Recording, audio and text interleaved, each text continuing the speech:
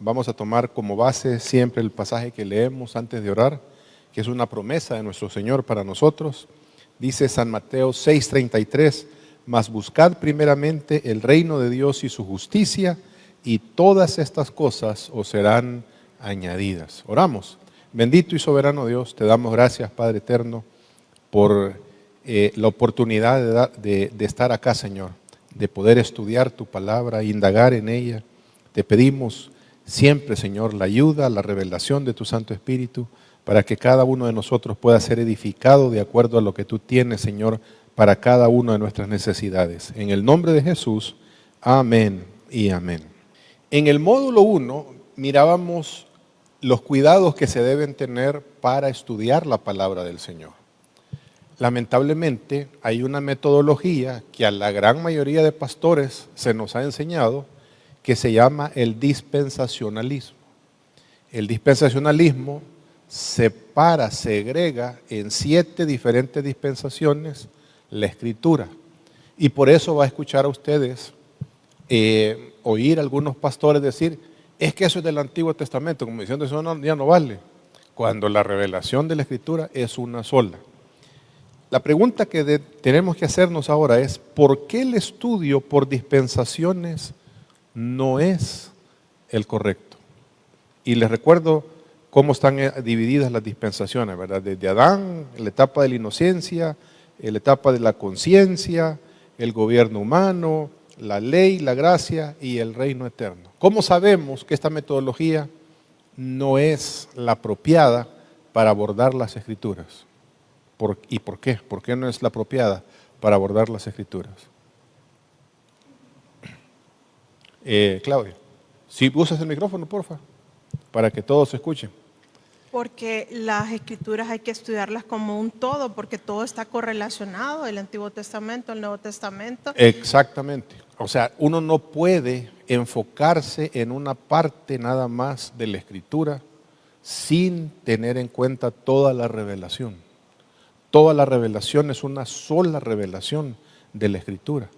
No podemos nada más. Esto es como que usted quiera leer 100 años de soledad y decir, no, lo importante de 100 años de soledad son las páginas 203 a la 240. ¿Y cómo empezó la novela?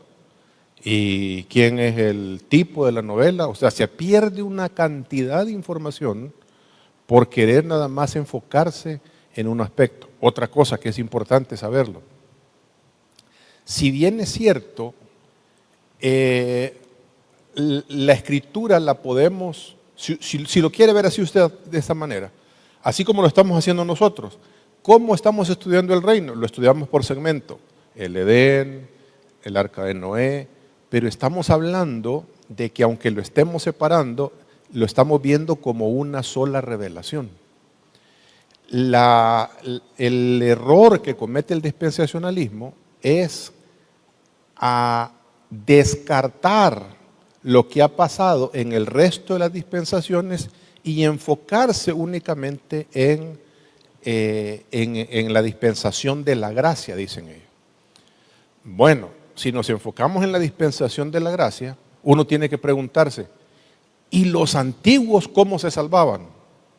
¿Se salvaban por obras o se salvaban por gracia? Miremos algunos ejemplos de ¿cómo se llama? De salvación en el Antiguo Testamento. Dice Génesis capítulo 15, versículo 6. Y creyó a Jehová, esto es Abraham, y creyó a Jehová y le fue contado por justicia. ¿Por qué fue salvo Abraham? ¿Fue por las obras o fue por la gracia? Por gracia. Y estamos hablando antes de la ley. Y es lo que retoma el apóstol Pablo en Romanos 4, del 2 al 3. Porque si Abraham fue justificado por las obras, tiene de qué gloriarse, pero no para con Dios, porque las obras que él hizo fueron el producto de haberle creído a Dios, pero no para salvarse. La fe de Abraham fue la que le contó por justicia. Versículo 3 dice, porque, ¿qué dice la Escritura? Creyó Abraham a Dios y le fue contado por justicia. Antes de la ley, ya hay una evidencia de que alguien fue salvo por gracia. Y podemos seguir indagando en la Escritura, que usted va a ver que desde Adán hasta el último que va a ser salvo, es salvo por gracia. Entonces no podemos hablar de una dispensación de la gracia cuando en el pasado la gente también se salvaba por gracia. Amén. Miremos otro ejemplo. Este es David, Salmo 32, 1 y 2. Bienaventurado aquel cuya transgresión ha sido perdonada y cubierto su pecado. Bienaventurado el hombre a quien Jehová no culpa de iniquidad y en cuyo espíritu no hay engaño. ¿De qué está hablando David? Y David está bajo el régimen de la ley. ¿Cómo se salva David? Por la gracia del Señor. Es que no entenderíamos que un David se pueda salvar con los problemas y las grandes malas decisiones que tomó, porque no fueron muchas, pero esas poquitas malas decisiones fueron lo suficiente para alterar el orden de su familia, para alterar el orden mismo del pueblo de Israel, para alterar el mismo orden de Dios que lo quería establecer. El Señor no le permitió, por ejemplo, que edificara el templo, sino que se lo dejó a Salomón, porque las manos de David, dice el Señor, estaban manchadas de sangre. ¿Por qué fue salvo Adán? Por gracia. ¿Por qué fue salvo Abraham? Por gracia. ¿Por qué fue salvo David? Por gracia. Y estamos hablando en diferentes dispensaciones. Es más, hablemos hacia adelante, porque hay otro, el Salmo 103, el Salmo que leía la hermana Gloria el domingo en el Día de Acción de Gracias. Dice el 11:3, porque como la altura de los cielos sobre la tierra, engrandeció Jehová sobre su misericordia sobre los que le temen. Cuanto está lejos el oriente del occidente, hizo alejar de nosotros nuestras rebeliones. ¿A qué le suena eso? ¿Le suena a que uno se gana la salvación o que es por gracia? Por gracia. Como el Padre se compadece de los hijos, se compadece Jehová de los que le temen. ¿Es esto gracia, amados, o no es gracia? Es la gracia de nuestros. Y estamos hablando de David en el régimen de... Hoy veamos hacia adelante. Apocalipsis 7, los que van a ser salvos en la gran tribulación. ¿Cómo se salvan los que van a ser salvos en la gran tribulación? En Apocalipsis 7, 13, 14. Entonces uno de los ancianos habló diciéndome, estos que están vestidos de ropas blancas, ¿quiénes son? ¿Y de dónde han venido? Yo le dije, Señor, tú lo sabes. Y él me dijo, estos son los que han salido de la gran tribulación y han lavado sus ropas y las han emblanquecido en la sangre del Cordero. ¿A qué le suena esto? A gracia. Nosotros somos salvos por gracia, los antiguos fueron salvos por gracia, y todo el mundo que va a ser salvo, a partir de ahora hacia adelante, hasta que el Señor regrese, vamos a ser salvos por la gracia del Señor. Entonces, ¿existe una dispensación de la gracia? Cuando la gracia está de cabo a rabo en las Escrituras. Otra cosa que es importante, el dispensacionalismo como método no nos saca a la luz el reino del Señor. Yo no conocí el reino del Señor a través del dispensacionalismo. Tuve que borrar de mi cabeza lo que sabía, al igual como les está pasando a algunos de ustedes, y comenzar la Escritura de manera diferente, sabiendo ya que la revelación es una sola, de punta a punta. Es un solo propósito, es Dios obrando para lograr lo que siempre quiso hacer en el Edén. Así comienza el libro y el libro termina con el Señor morando en medio de su pueblo. Entonces, amados, si el método de las dispensaciones no es el correcto, ¿cuál es el método correcto? ¿Perdón? Estudiarla toda la Escritura. No, quitémonos de la cabeza, es que esto es Antiguo Testamento, porque los escritores del Nuevo Testamento, Pablo, Pedro, el mismo Señor Jesús,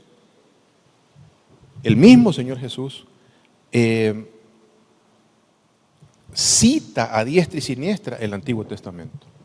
Miremoslo. Miremos lo que dice el Señor. Cuando lo estudiamos más a profundidad el tema, pero miremos en el Antiguo Testamento, Dios hablando, le dice a Josué, nunca se apartará de tu boca este libro de la ley. ¿Y qué es el libro de la ley? Para Josué era Génesis, Éxodo, Levíticos, Números, Deuteronomio. Nunca se apartará de tu boca este libro de la ley, sino que de día y de noche meditarás en él, para que guardes y hagas conforme a una parte nada más de la revelación, a todo lo que en él esté escrito, porque entonces harás prosperar tu camino y todo te saldrá bien. ¿Qué es lo que le está diciendo el Señor a Josué? Todo, Josué. No me andes ahí.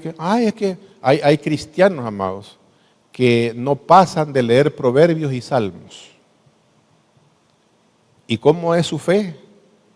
Imagínese usted, si a veces los que hemos leído o estudiado la Escritura de cabo a rabo no logramos identificar que la revelación es una sola revelación acerca del reino del Señor, ahora imagine solo estudiando proverbios y salmos. ¿Aló? Estamos. Ahora mire el Señor Jesús, ya en el Nuevo Testamento. Nuestro Señor, Lucas 24, 25, esto es los que iban camino a Emaús. ¿Se acuerdan que el Señor se les apareció? Que estos dos discípulos, la obligación de ellos era estar en Jerusalén, aguardando que el Señor resucitara. ¿Qué les dice que van camino a Emaús? ¿Quién no cree que el Señor va a resucitar? Que son tardos para creer, que son duros de corazón para creer las Escrituras. Y mire lo que sucedió. Entonces Él les dijo, oh insensatos y tardos de corazón para creer todo lo que los profetas han dicho. Es que es importante el Antiguo Testamento. ¿A dónde están los profetas? Isaías, Jeremías, Oseas, estamos, amados. Todo lo que han dicho. ¿No era necesario que el Cristo padeciera estas cosas y que entrara en su gloria? Y comenzando desde Moisés, la ley, Pentateuco, y siguiendo por todos los profetas, los judíos en ese momento dividen la escritura del Antiguo Testamento, Moisés, los profetas y los salmos. Y hay libros históricos ahí, pero el Señor está haciendo no está diciendo, no estudien los salmos, está hablando de toda la escritura. Porque toda la Escritura tiene un fin, tiene un propósito de revelar al Rey de Reyes y Señor de Señores. Pero revelarlo como Rey, revelarlo como Señor, revelarlo que tiene un reino, que se ha ganado esa posición de Rey en los cielos y en la tierra. Les declaraba en todas las Escrituras lo que de Él decía. ¿Estamos hasta acá, amados? Entonces, cualquiera, lamentablemente hay demasiado desconocimiento en la Escritura. Y déjenme decir otra cosa, los pastores nos hemos hecho haraganes para estudiar las Escrituras. De lo que menos hablamos es de la palabra. Hoy hablamos de matrimonio, hablamos de finanzas, hablamos de prosperidad, hablamos de no sé qué, de aquí, que allá, y solo agarramos la Escritura para tener una media base ahí, una cucharada de cómo se llama, de base. Pero es la Escritura la que tiene que hablarnos a nuestras vidas. Porque es la Escritura la inspirada por Dios. Sea lo que sea que el Señor ha revelado ahí en la Escritura para nosotros. Muy bien. Otra pregunta. ¿Cuál es la importancia, está mal escrito ahí, del Edén antes de la caída? ¿Cuál es la importancia del Edén antes de la caída? Déjenme arreglarlo aquí para mandárselo ya corregido. ¿Por qué es importante entender el Edén? Para entender el resto de la revelación.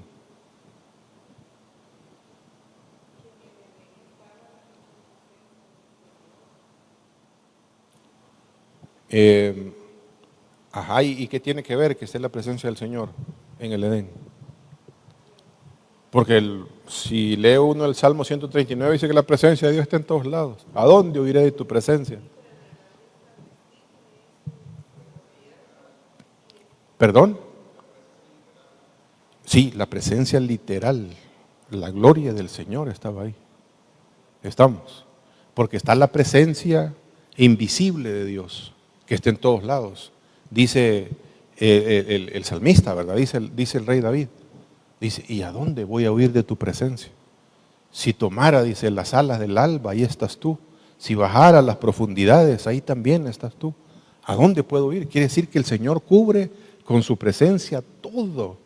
El planeta, el sistema solar, el universo mismo, está todo bajo la soberanía del Señor. Pero la importancia del Edén es que el monte santo de Dios había descendido y estaba en la tierra que Él había creado. Eso nos dice varias cosas, hermano. Cosas que tienen que ver con el corazón de Dios y cosas que tienen que ver con el beneficio nuestro. Amén. Miremos primero, para Dios, ¿qué es el propósito de Dios? Reinar sobre su creación. El propósito de Dios en toda la Escritura es reinar sobre su creación. Que quiere usar nuestras vidas para reinar en conjunto con nosotros bajo la soberanía de Él. Sí, es una realidad. Ese es el deseo del corazón de Dios. Si lo quiere ver usted así, Dios es como un padre de familia que quiere montar esta gran empresa con sus hijos y quiere involucrar a todos sus hijos.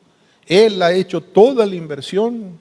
Nadie de nosotros nos pidió ni siquiera permiso para hacer los animales, para hacer los ríos, para los árboles frutales, los árboles de madera.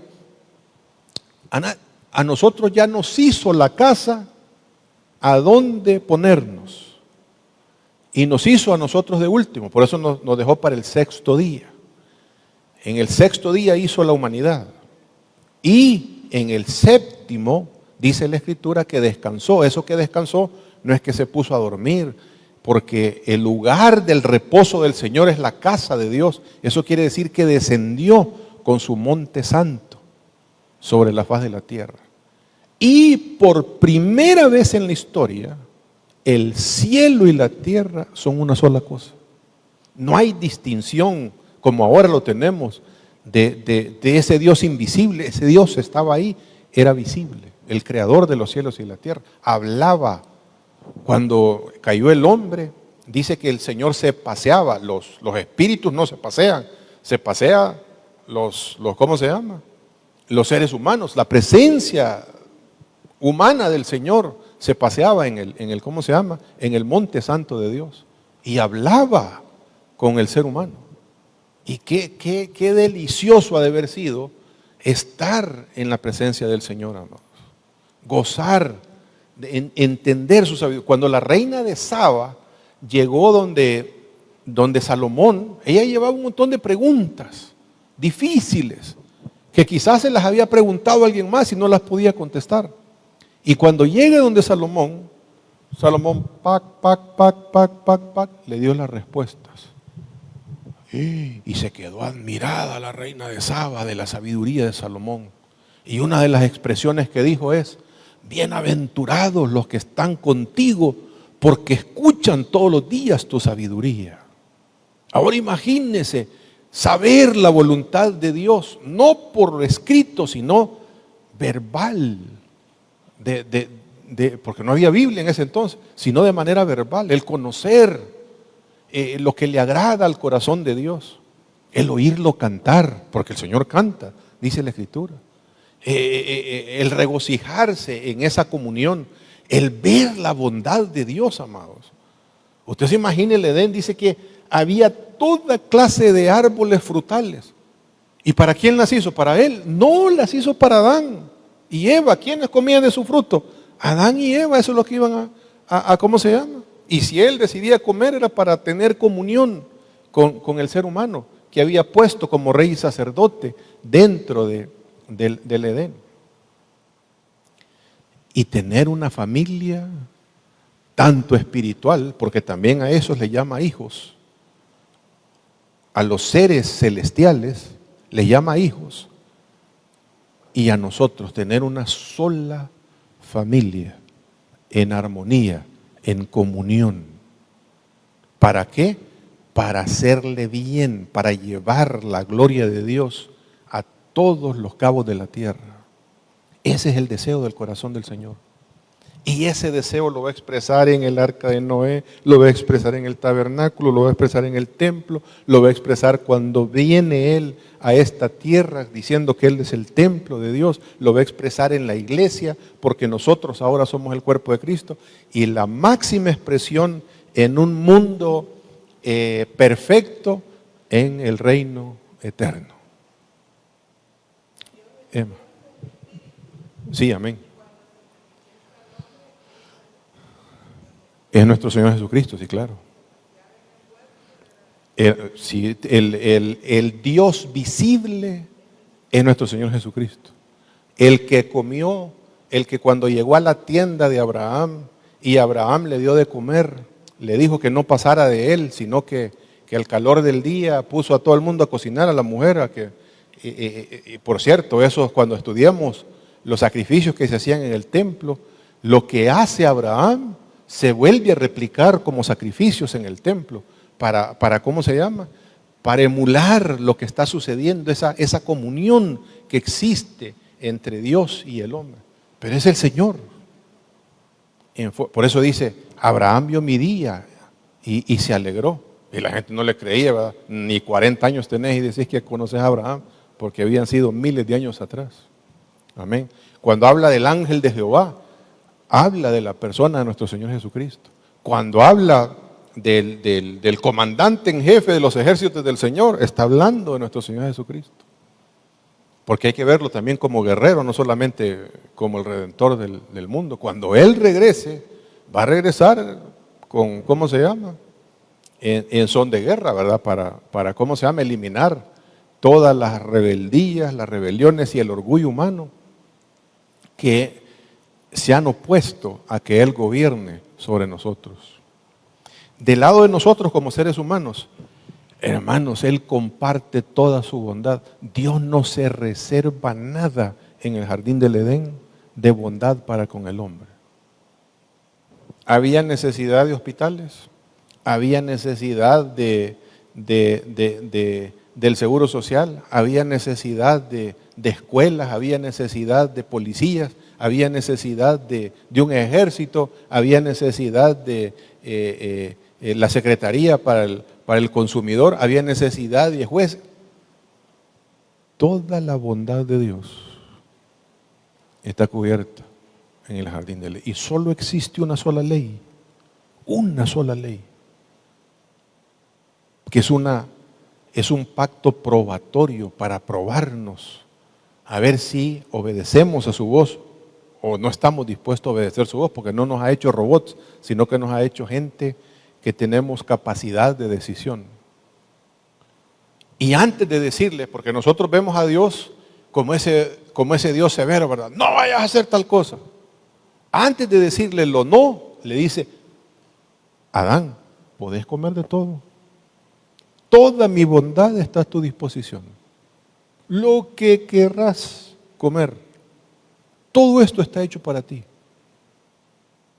Pero Adán, solo hay un árbol cuyo fruto no podés tomar, y es el árbol de la ciencia del bien y el mal. Porque debes saber, y lo dice por amor, que en el momento que sus ojos se fijen y que tomes del árbol de la ciencia del mal, te vas a morir. Y ya sabemos lo que sucedió, ¿verdad? Segundo, mire qué privilegio, amados. Porque una cosa es, imagínese usted, ¿cómo creen que nos trataría si fuéramos admitidos al palacio de Buckingham por el rey Carlos? ¿Cómo creen que nos trataría? pues ahí, ¿verdad? Los butlers son los que, el mayordomo que le sirve té y le hace, es como el secretario personal del hombre, nos miraría así ¿y este indio qué anda haciendo aquí en estas cosas? Y mirá que aquí en el palacio a la esposa de, ¿cómo se llama? El príncipe Harris no le gustó esa metodología. Ella quería ya el desmadre de Estados Unidos, ¿verdad? Que los bichos llegan a la escuela ahí sin zapatos y no quería el régimen de reino. Ella quería vivir su vida y no le gustó, convenció a Harris de que abandonara mejor ¿cómo se llama?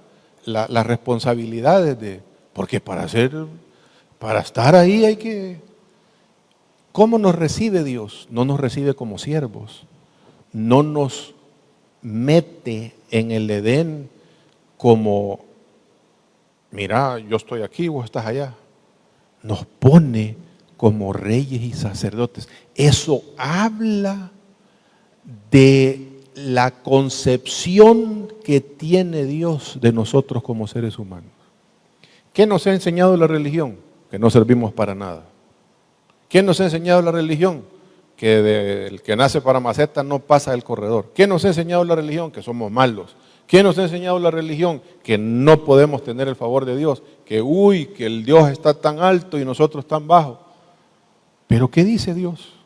¿Cuál es el concepto que tiene Dios del ser humano?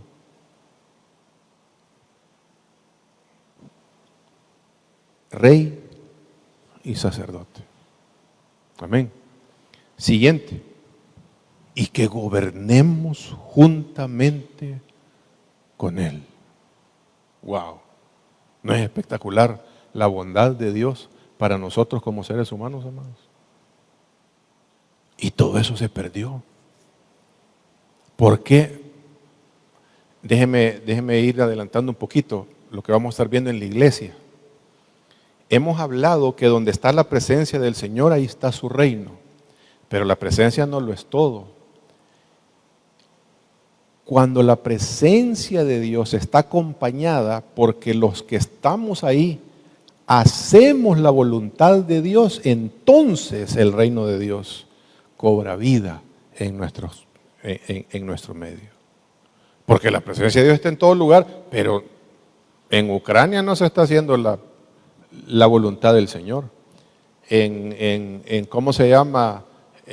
Cuando tiran eso para matar gente, civiles y todo, no están haciendo la voluntad de Dios, están haciéndole un daño a otros seres humanos. No fuimos creados para eso. Pero cuando hacemos la voluntad de Dios en su presencia, tenemos esa conciencia de presencia en términos generales, pero también en nuestras vidas, porque el Espíritu de Dios mora en nosotros. Y estamos dispuestos a hacer lo que dijo el Señor en el Padre Nuestro: venga a nosotros tu reino, hágase tu voluntad, así como se hace en los cielos, que se haga también en medio de nosotros. Entonces hay un reino, entonces nosotros vivimos bajo la subordinación del Rey de Reyes y Señor de Señores. Amados, cuando se hace nuestra voluntad, por más salvos que seamos, por más lavados que estemos con la sangre de Cristo, vida de reino es lo que menos tenemos. Y es más, hay un evangelio falso que lo que nos está enseñando es que Dios es el que se tiene que acomodar a nuestra voluntad. Y Dios jamás se va a moldar a nuestra voluntad. Porque es más fácil que convenzamos al rey Carlos de Inglaterra que nos acepte a los salvadoreños así como somos y que no paguemos impuestos allá del Reino Unido, a convencer a Dios que Él se amolde su voluntad a la nuestra. Somos nosotros los que debemos anhelar hacer la voluntad. Por eso dice el apóstol Pablo en Romanos 12, no se acoplen, que su mente no se amolde al pensamiento de este mundo, sino, dice, preséntense en vuestro culto racional como un sacrificio vivo delante del Señor, para que puedan comprobar que la voluntad de Dios es buena, agradable y perfecta. Porque la gente del mundo no entiende de la voluntad de Dios, entiende la voluntad de cada quien. Y si a mí me conviene, ¿qué me importa llevarte entre las patas? Si a mí, si resuelve mis problemas, ¿qué me importa vos? Pero no es esa la voluntad. La voluntad de Dios para nuestras vidas es buena, agradable y perfecta. Por eso es tan importante el ser expuestos a la palabra del Señor. Amén. ¿Preguntas hasta acá? ¿Estamos?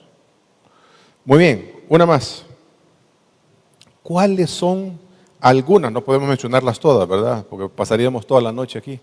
¿Cuáles son algunas de las consecuencias de la caída del ser humano? De que el Señor nos haya sacado. Y ahí sí quiero dejarlos a ustedes hablar. ¿Cuáles son esas consecuencias? Perdimos la comunión con el Señor, aunque el Señor después, Él mismo abre la puerta matando a los animales para ponerles en piel, y el Señor aún después de ser expulsados del jardín del Edén, sigue hablando con Adán, sigue hablando con Caín, sigue hablando. Eso quiere decir que el Señor, aunque ya no está una vida de reino, hay una comunión con el ser humano. Pero hay algo más que se perdió.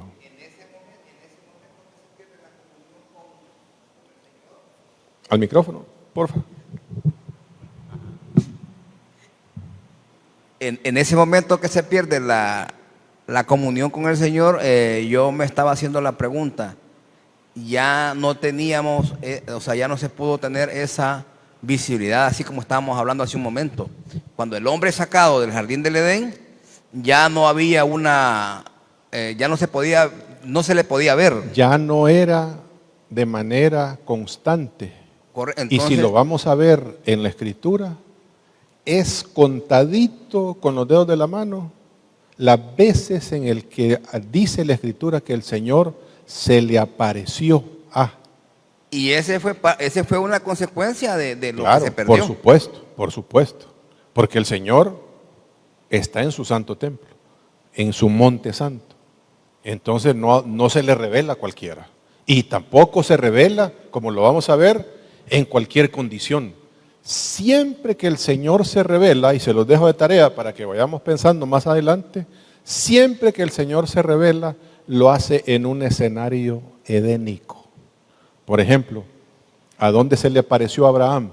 Estaba en su tienda, pero hay un detalle que se nos olvida, que la tienda a donde había puesto Abraham su tienda, porque no era propietario de ninguna tierra, era en el encinar de Mamre. ¿Qué es un encinar? Donde hay árboles. La muerte entró al ser humano. O sea, en otras palabras, ya no había antídoto en contra de la muerte porque ya no teníamos acceso al árbol de la vida. Eso fue lo que le dijo el Señor a su concilio.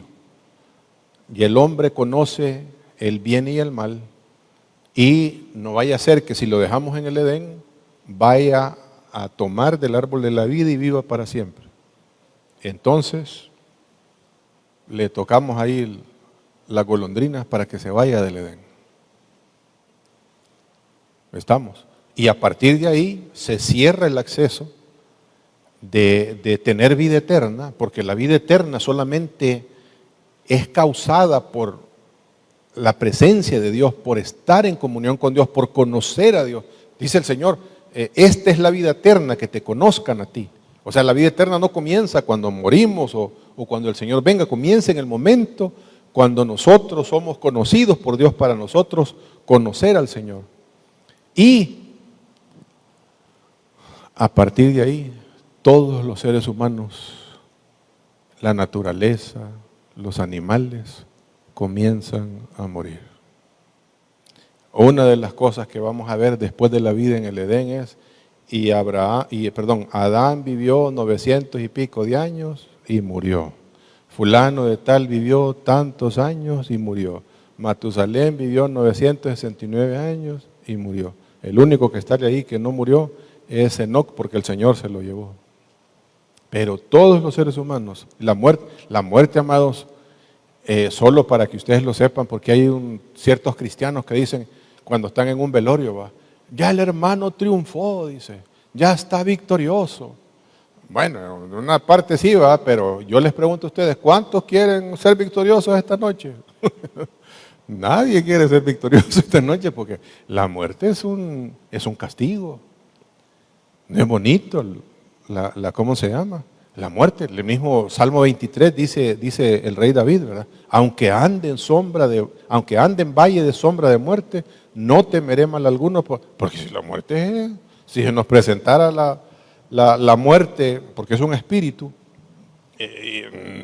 se nos pararían todos los pelitos, por más espirituales que andemos.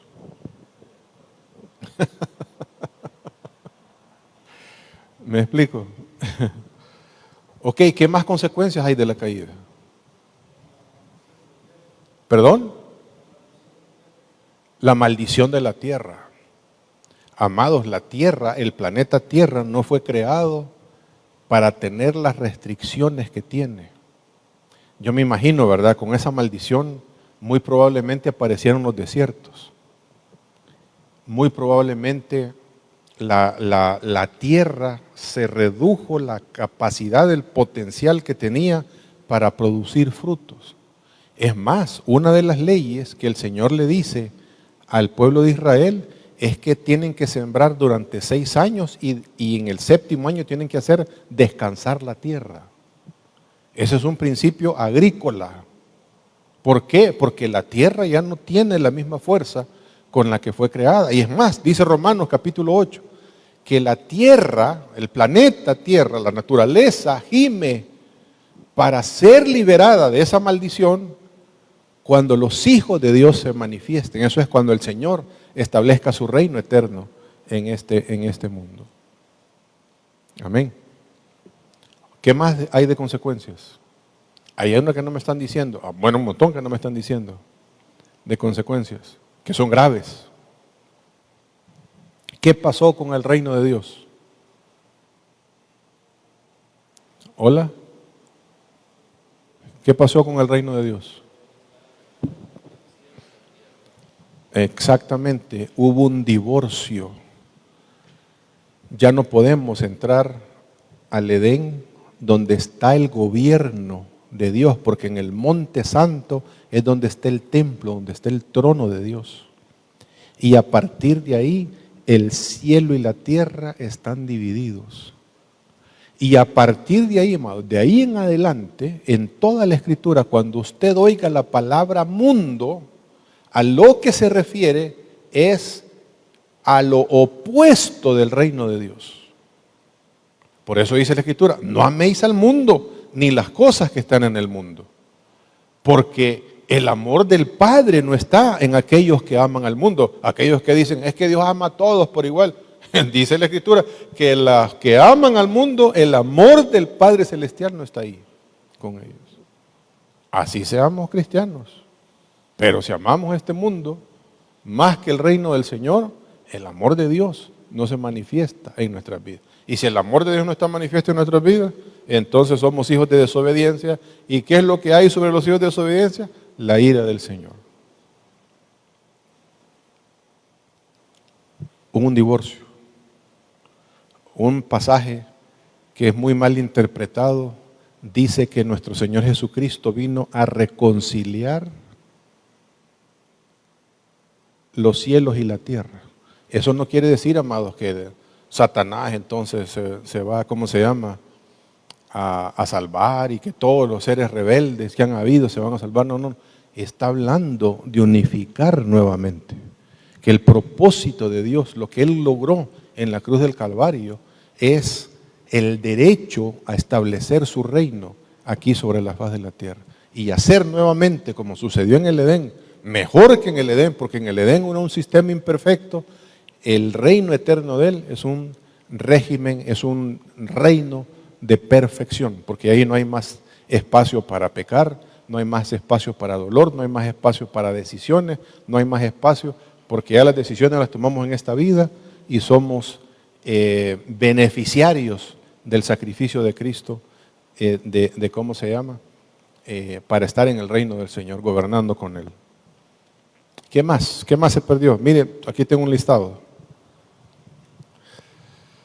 Solo déjenme hablarles.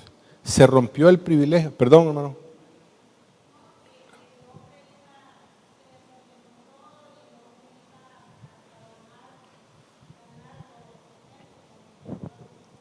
Sí, ¿cómo se llama? Los que somos hombres y tenemos la responsabilidad de una familia acá, sabemos que la cosa no es fácil, ¿o no? No es fácil. Y nunca ha sido fácil. Uno puede decir, es que en los tiempos de los abuelos, allá cuando habían tierras y las tierras, así se ganaba también. O sea, yo me acuerdo cuando las chibolas, decían uno allá en el pueblo, las sodas, valían 15 centavos. Hoy con 15 centavos de colón. Ahora no compra ni la botella con 15 centavos de dólar. Entonces, ha sido otra cosa más que se perdió, que es importante. Esto es importante por lo que viene, que vamos a estar estudiando los días domingos.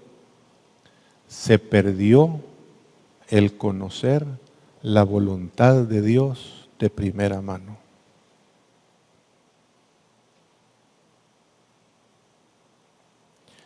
En el Edén se hablaba con toda naturalidad lo que era agradable al Señor. Ahora que estamos lejos de la presencia de Dios, ¿qué pasa con Adán? ¿Qué pasa? Andamos adivinando, andamos a tientas y a ciegas, andamos a oscuras. Dios siempre trae alguna revelación a todas esas personas, pero andan a tientas y a ciegas. Por eso sale Caín diciendo, yo quiero matar a mi hermano, ¿verdad? Porque por envidia. Está recién salidito del horno y andamos, ¿cómo se llama? Causándole daño a otros, bueno, a su propio hermano, hermano de padre y madre.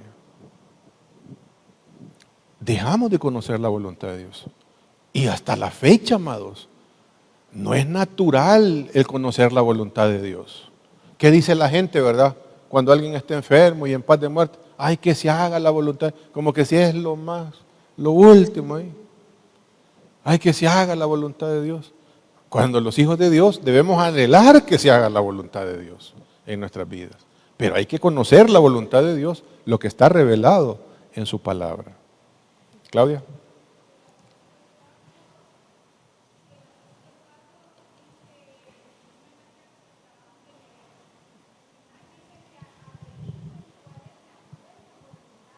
Exactamente, porque hay que indagarla, hay que ir a la palabra e indagarla. Eso es justamente el propósito, la justicia que habla, buscar el reino de Dios y su justicia es conocer la voluntad del Señor.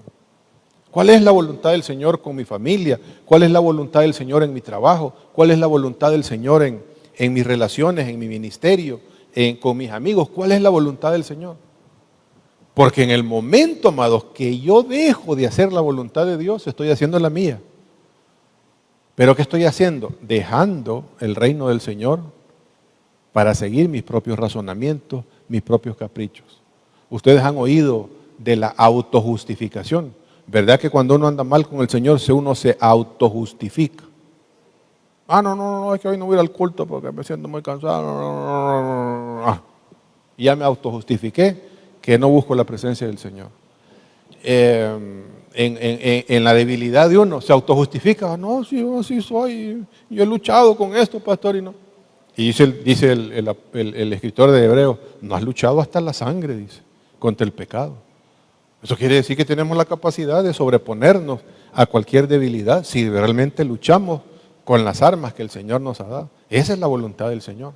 Nuestra santificación es la voluntad del Señor. Déjeme decirle una cosa, y esto es de lo que vamos a estar hablando este domingo. Hay muchos recursos que Dios ha puesto en nuestras vidas que lo tenemos dormido. Y esa no es la voluntad de Dios. Déjenme decirles en mi propia carne, desde hace años, pero estoy hablando de años, el Señor ha puesto carga en mí para escribir por lo menos un libro. Estoy hablando, cuando ya empecé yo, era 2006, 2007. Y yo sabía que tenía que escribir un libro. Es más, en un retiro le dije al Señor, sí, Señor, yo voy a escribir un libro. Pregúnteme si a la fecha lo he hecho. Cuando llego a Maryland, hay una hermana que dice, estaban en una reunión, ¿verdad? Y dicen, vamos a orar por los pastores. Y va a pasar, y pasa una anciana a orar por mí. Y me dice la anciana, dice el Señor que te ha dado sabiduría para escribir libros y libros y libros y libros. Pregúnteme si yo he hecho algún libro. Se los estoy contando porque uno de mis propósitos en el 2025 es hacer uno.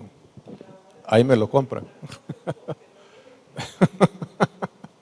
Ya me iba a profetizar también la cuñada. Porque este conocimiento no es para, ¿cómo se llama? Para tenerlo guardado, así es para bendecir a muchas vidas. Amén. Igual en ¿cómo se llama? Hay cosas que por temor es que no puedo, es que no tengo el recurso. Si Dios pone esa inquietud, Él va a poner los recursos para que se haga. ¿Aló? Él va a poner los recursos para que se haga. Yo no sé de casas de publicaciones, no sé a quién decirle, no sé en quién me lo va a editar, no sé a dónde, a quién pastarlo, no sé nada. Lo único que sé es que tengo que hacerlo. ¿Me explico? Se cerró el acceso que se tenía al monte santo de Dios y del árbol de la vida. Uy, el árbol de la vida, amados. ¿Sabe hasta dónde se abre el árbol de la vida nuevamente? De manera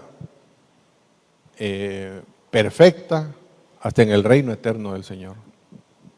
Y ahí no va a estar el árbol de la ciencia, el bien y el mal. El árbol de la ciencia, el bien y el mal es todavía las repercusiones hasta ahorita.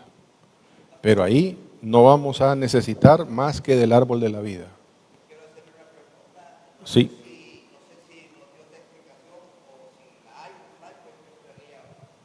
¿Qué fue lo que hizo que el Señor pusiera el árbol de la vida y el árbol de la ciencia en mi hermano? Y me imagino yo, o sea, ¿qué me estoy imaginando? Que eso se dio después que tuvo la caída de Lucifer. No. ¿Qué fue lo que Acuérdese que el Edén, estudiamos que el Edén no es un estado perfecto, es un estado probatorio. de acuerdo? Por eso es que se podría manejar que ¿Qué significa probatorio? Significa examen. Y yo nunca me he presentado a un examen donde no me hagan una pregunta, donde no pongan a prueba mi conocimiento. En ese examen, la única manera de probar el Señor al hombre era darle a elegir. Porque si el Señor no da oportunidad que el hombre decida, entonces es un robot. no tendría nada que ver con el evento. No. Es más, Satanás escuchó, la serpiente escuchó cuando el Señor le dijo a Adán que no podía comer del árbol de la ciencia, el bien y el mal, cuando estaba adentro. Cuando ya está afuera, le dice a Eva, así que el Señor les ha dicho que no pueden comer de todos los árboles. No, dice Eva, podemos comer de todo, menos del árbol de la ciencia del bien, porque ni tocarlo podemos, porque en el momento que lo comamos vamos a morir. No se van a morir, le dice la señora. Pero ya sabía. Sí, claro, por supuesto. Pero ese árbol es la prueba. Es exactamente la prueba nuestra también, amado. Hoy día, todos los días tenemos que decidir. ¿Sabe dónde estaba el árbol de la ciencia, el bien y el mal? Estaba en el centro del huerto. Lo dice la Escritura. Está en medio y a la par está el árbol de la vida. Ahí jugábamos nosotros, ahí en mi pueblo con los hipotes. ¿En qué caballito te querés venir? ¿Con el árbol de la vida o con el de tus propias decisiones? Con mi intuición, con mi experiencia. Es que como dicen los gringos, my gut feeling, dicen, ¿cómo se llama? Aquí de las entrañas me sale que tengo que hacer tal cosa. Y hay un montón de cosas que los seres humanos han decidido creyendo que es bien lo que están haciendo y están desviadísimos de la voluntad soberana del Señor. Entonces, y si ustedes leen Proverbios, dice Proverbios que es árbol de vida, dicen los proverbios que están ahí, para hacer sabio al sencillo. ¿Por qué? Porque es el conocimiento del Todopoderoso lo que nos da sabiduría. No el conocimiento humano. Hablemos del conocimiento humano. ¿a dónde nos ha llevado el conocimiento humano? Ah, es cierto que tenemos computadoras, que podemos ir a la luna, que tenemos aquí, pero no es cierto también que tenemos la capacidad para autoexterminarnos y estamos a punto de entrar en una guerra nuclear. Solo falta un par de sobados que le tiren un fosforito al asunto para explotar este asunto. Y Dios no permita que lleguemos a semejante locura, porque estamos hablando de armas nucleares. Eso quiere decir que un misilazo de esos puede exterminar ciudades tan grandes como el DF.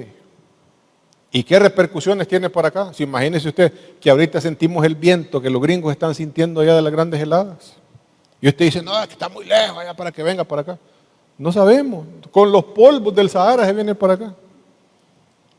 ¿Qué repercusiones tiene? Es que nada, aquí estamos lejos de la guerra. Así como decíamos del COVID también, allá en marzo ya teníamos el primer caso. Y había ocurrido el primero en diciembre del año anterior. Una última pregunta, amados. ¿Por qué si solo Adán y Eva fallaron, el pecado y la muerte pasaron a todos? ¿Qué tiene que ver que si Jorge falla, a mí también me van a culpar de los errores de Jorge?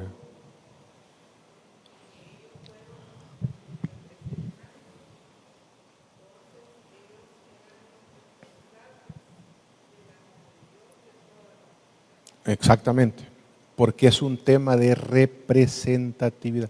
Eso es justamente lo que es un rey y sacerdote. Un rey y sacerdote, amados, no es alguien que se siente en un trono y que le dice ahí a todo el mundo, hey Jorge, tráeme los zapatos, hermana Georgina, venga, póngame una inyección, hermano, bla, y yo soy aquí el rey y sacerdote. Un rey y sacerdote es alguien que gobierna, pero al estilo del Señor, para hacer bien, para bendecir. Es el llamado que tiene Abraham, te bendeciré para hacer bendición a la vida de otro. Cuando nos quedamos con la bendición es porque somos egoístas, estamos en la carne. Cuando damos también de lo que el Señor nos bendice, entonces estamos obrando de acuerdo a la voluntad del Señor para nuestras vidas. Representatividad. Y la salvación también es por representatividad, porque nadie de nosotros murió en la cruz del Calvario. ¿O sí? Nadie de nosotros. ¿Quién fue el que murió?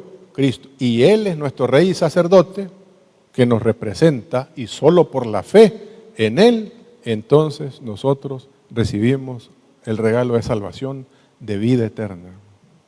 Amén. ¿Preguntas, amados? ¿Más preguntas? Miremos algunos pasajes nada más que hablan precisamente de eso, del Nuevo Testamento. Por uno solo que desobedeció a Dios, muchos pasaron a ser pecadores, pero por uno solo que obedeció a Dios, muchos serán declarados justos. ¿Ven la representatividad? Uno representa para hacerle mal a los demás y otro representa para llevar bendición y vida eterna a los demás. Romanos 5:15. Pero hay una gran diferencia entre el pecado de Adán y el regalo del favor inmerecido de Dios. Pues el pecado de un solo hombre, Adán, trajo muerte a muchos, pero aún más grande es la gracia maravillosa de Dios y el regalo de su perdón para muchos por medio de otro hombre, Jesucristo. ¿Ven la comparación? ¿Por qué los compara? ¿Por qué compara al Señor con Adán? Porque está haciendo ese doble oficio de rey y sacerdote. Él es nuestro rey y nuestro sacerdote. Amén. Preguntas somos. Tenemos 5 minutos todavía. Si hay alguna pregunta, algún interrogante que tengamos, alguna duda. Sí, Claudia.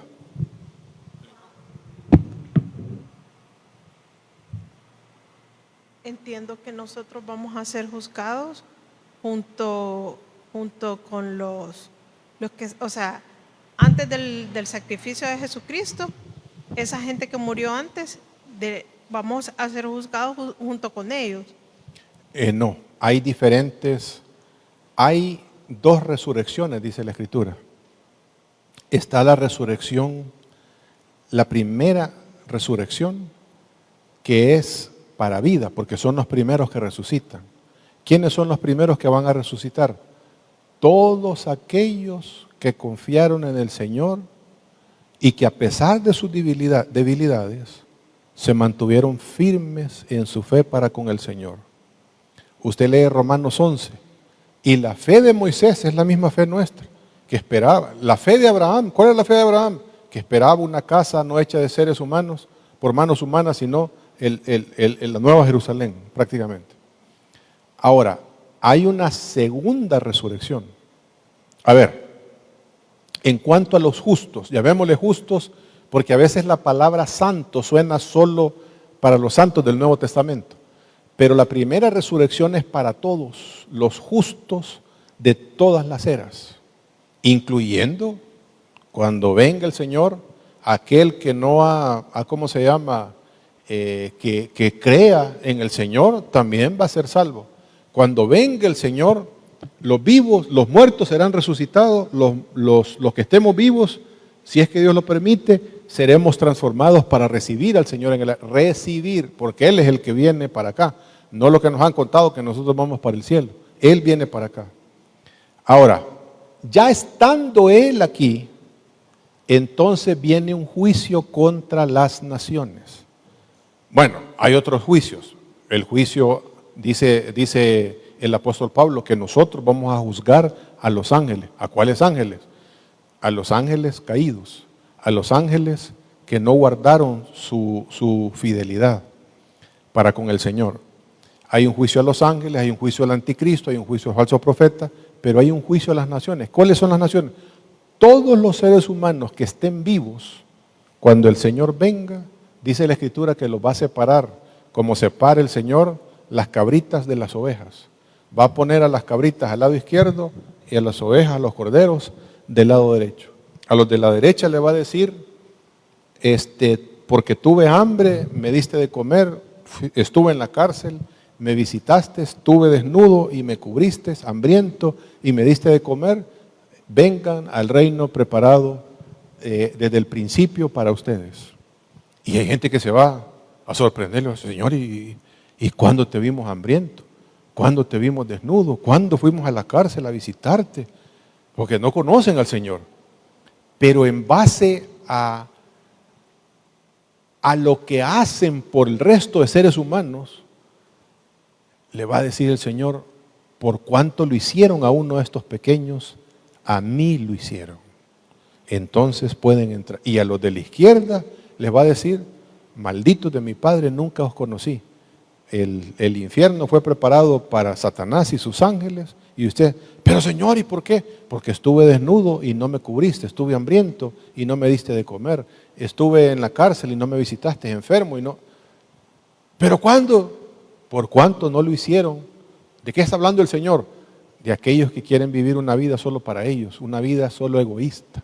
Y de aquellos que quieren vivir una vida para realmente servir de bendición a otros. Hace poco, y termino con esto, le preguntaron a un muchacho, ¿qué pasaría si te ganas $1.000.000? Ah, dijo él, aquí con prostitutas y un gran bailongo y que no sé qué, porque vive para él.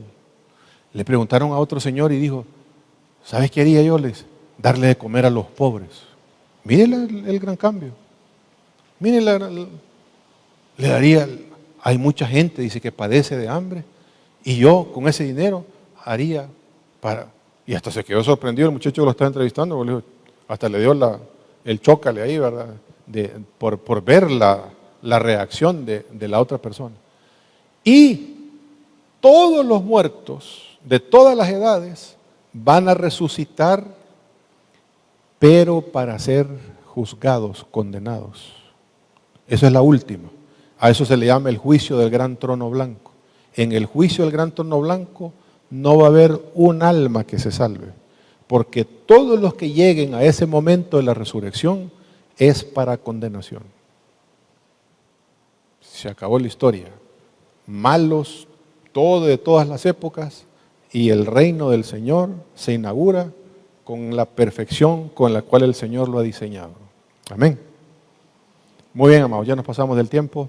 Oramos y le damos gracias a nuestro Dios. Bendito y soberano Dios, te damos gracias por tu reino, por tu bondad, Señor, por todos los privilegios que tenemos en Cristo Jesús. Gracias, Señor, porque nuestro Señor Jesucristo es nuestro Rey y nuestro sacerdote. Ayúdanos a vivirlo de esa manera. Ayúdanos, Señor, a discernir esta realidad en nuestras vidas y a saber, Señor, que también nosotros somos reyes y sacerdotes, para que al igual que nuestro Señor Jesucristo, al igual que Abraham, seamos bendecidos para bendecir la vida de otras personas. Te pedimos, Señor, que nos bendiga siempre para bendecir a otros. En el nombre de Jesús, amén y amén.